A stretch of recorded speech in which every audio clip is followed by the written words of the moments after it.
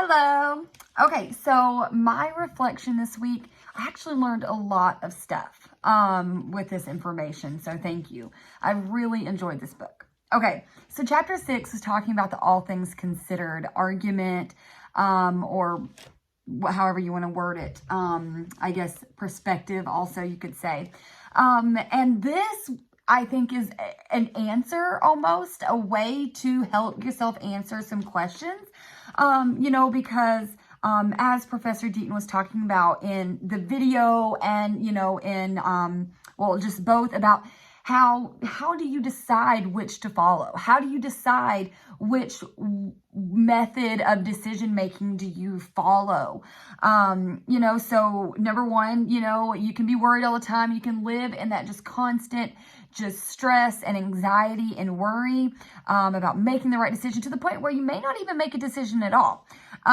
Or you can be in, exclusivity with a way of decision making. Maybe it's the virtue ethics or, just any of the four.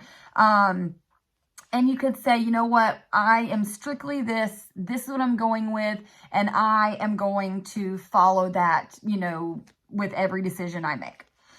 Then you've got the all things considered. And I think this is really wise because I don't believe that every situation has a cut and dry way to handle it or make the decision.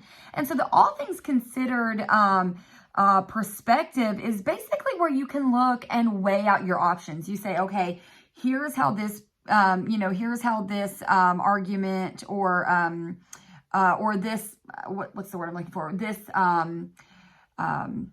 ethical view would handle it. This is how this ethical view would handle it.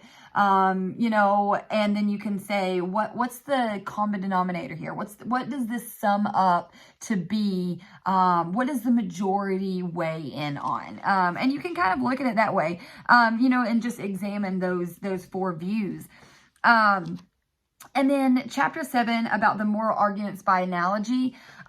This is wild because you never really think about, okay, if I think this, then does that mean I think this? Or if I believe this, does that mean I believe this? And the way that I kind of perceive it is, I'm an addict, I'm in recovery, of course. And so a lot of things resonate with me and addiction because it's just said in recovery, obviously both, but they just both resonate so much in my life. So, the moral arguments by analogy is having those two scenarios, one with clear communication, with, your ethical observation. The second is, something similar, but, different. And so it's saying, okay, if I believe this, does that mean I have to do this too? And so the way that I kind of, perceived it, or an example that kind of came to my head was with an addict. Oh, for me, for example, I'm in recovery. I've been clean almost 5 years in January, and I want to help people, so here I am saying, I will help you, whatever you need, I'm here. But what if an addict calls me and said, hey, I need money to go buy drugs? Well, I just said, whatever you need, I'm here. But that's not the case because I wouldn't offer that money. I wouldn't give that. So whatever you need really isn't what I believe. And so, looking for morally relevant dissimilarities. That was such an answer because it's like, okay, let's look at both of these things. Like an example was, saving the drowning child, and giving all your extra money to a charity that, helps take care of hungry children and saving their lives that way. And so just looking for those differences, that even may still be relevant, but still looking for those differences.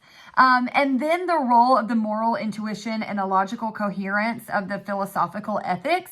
I think moral intuition and the coherence, a big thing that stood out to me was reflection, reason, and rationality, and consistency. That was another thing when it came to coherence. I kept hearing and reading was about consistency, about being consistent with your reflection upon yourself and your reason reason upon yourself and your rationality with your decisions.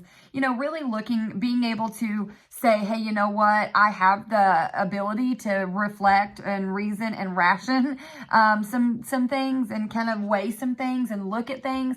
And to be consistent with that, I think is really major when it comes to, you know, just being, philosophical minded and being wise at the same time. And let's see, and having the theory and your intuition weigh out evenly, and having that equal reflection, equilibrium, that, you know, that's where they, you know, are just kind of weighing out and equalizing each other, rather than maybe your intuition saying this and, you know, something else going way far, you know, your theory going way far away. And then lastly, my favorite, was looking at that paragraph and saying, what do we think? You know, analyze this with what you've learned.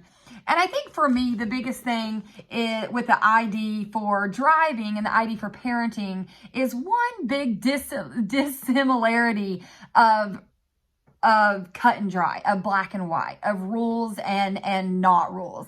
When it comes to driving, there are cut and dry rules. You are driving, you stop at stop signs. Man, it doesn't matter what situation you're in. It doesn't matter how much money you have. None of the things that play into parenting matter when it comes to driving, other than these are the rules of driving. And then when it comes to parenting and raising a child, now, does that mean that people that are unsafe and irresponsible and stuff need to not have children? Man, I think at some point in all of our lives, we're all those things at some point. And when it comes to parenting, we're figuring it out as we go. Every parent is different, but more than that, every child is different. Every child needs something different from parents. And so that's the dissimilarity that stands out to me the most is driving is very cut and dry and parenting is very not. So yes, absolutely, I see that relevance, but I see that dissimilarity as well. Thank you.